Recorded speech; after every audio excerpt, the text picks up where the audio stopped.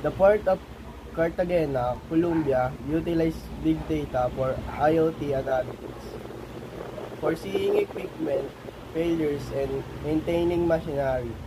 Meanwhile, Hamburg's port in Germany employs smart port logistics, a cloud-based tool managing vessels operation via mobile apps with real-time data.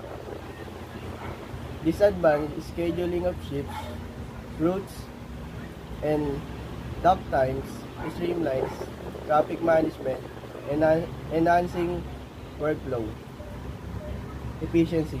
While big data offers significant potential for the shipping sectors, which abundance also raises concerns about misuse and cyber threats.